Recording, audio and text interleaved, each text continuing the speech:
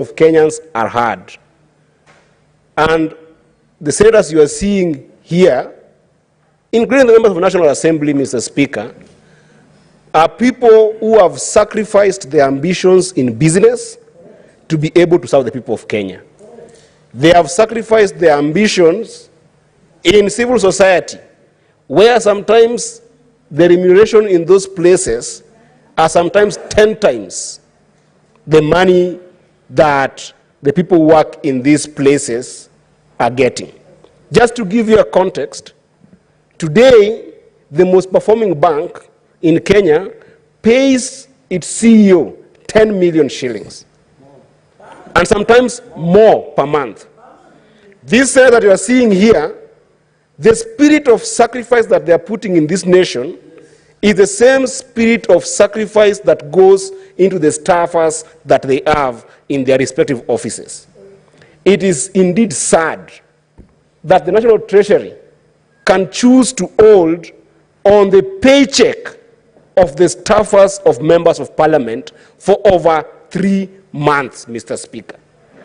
And yet, the executive is balling in money. I don't agree with the notion that there is no money in this country.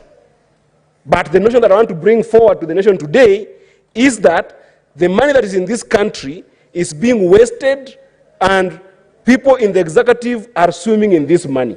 And I'll demonstrate to you, ladies and gentlemen. Today, the allocation for members of parliament, Mr. Speaker, to be able to compensate their staffers is 811,000. And 400 on average for the nominated members. We have 416 members of parliament in this country, Mr. Speaker.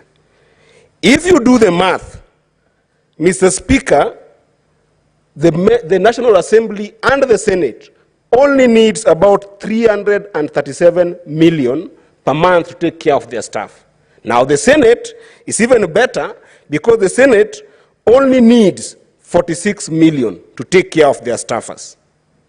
For now, 2 months going, we need about 674 million in both houses and just about 80 million for the Senate. Now, Mr. Speaker, last month, our staffers went without money.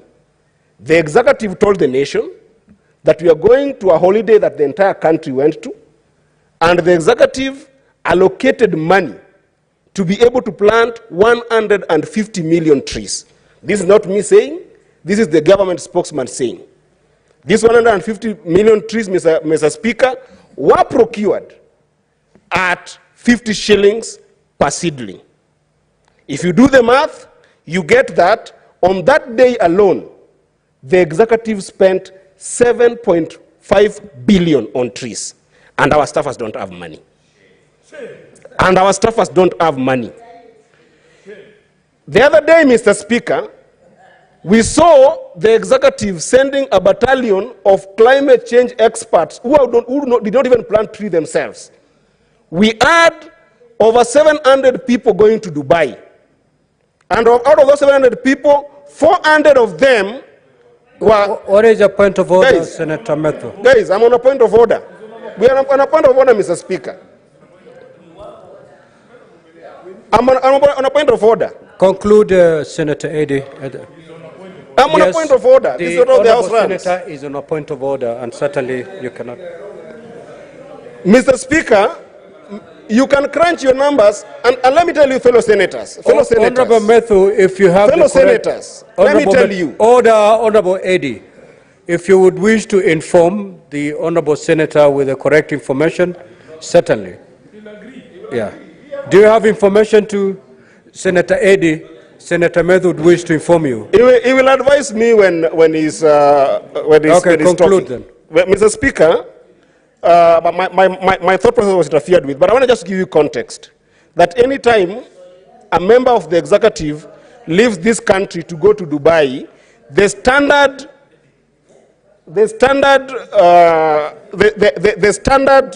per diem that is given to those members is $877. If you do the math, is 131,000 if you use the rate of 151, which you're currently using. That means that if 400 members of the of this government left and went to Dubai, then it means that in Dubai alone for those 10 days, the government spent 526 million. If we spend 556... Order, honorable senators, order. Senator Eddy, kindly proceed to conclude your contributions. Proceed to conclude, please. Mr. Speaker, order, Mr. Speaker, honorable senators. Mr. Speaker, you must protect me. And I want to advise fellow senators. You cannot, honorable senators. You will not say that your money is stuck with the executive, and at the same time, you do not want to face the executive. This is what is killing. Senator the Gloria, have your Parliament. seat. You cannot eat your cake and have it, fellow senators. And especially senators from the Kenya Kwanza side. I am not attacking you. Honorable senators. You will not have your cake and eat at the same time. Senator Miraj, can we have order? You will not have your cake and Senator eat it. Eddy. These are the facts. Honorable Eddy. These are the facts. Order, Senator Eddy. Take your seat. Take your seat. Now, order, honorable senators. Order, honorable senators. Senator Cherengei. Order, honorable senators. Order, please. Order, honorable Cherengei. Take your seat. Order, honorable Eddy. You know, I am...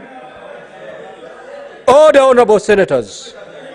Senator Methu, you know, I'm beginning to see and to understand why, as a Senate, you can never hold together to gain anything. If there's a moment I expected this Senate to speak with one voice, that moment was now. But if this is the way you're going to be transacting your business, you can forget it. You're so disjointed, divided. You don't come together to push for any common agenda.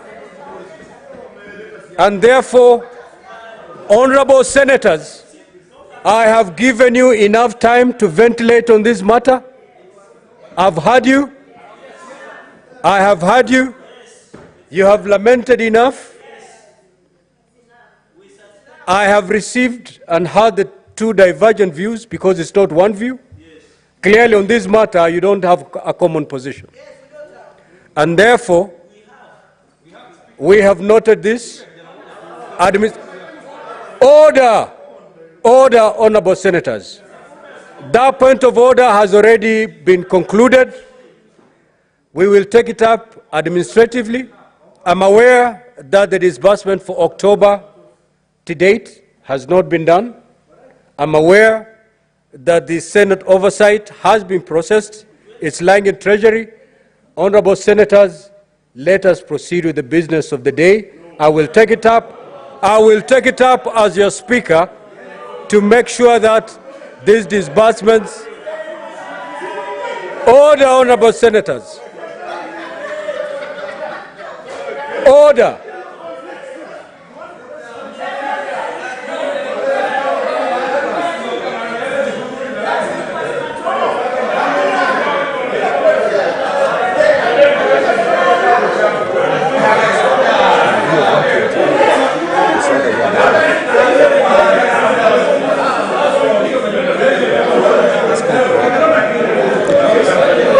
Order, honorable senators.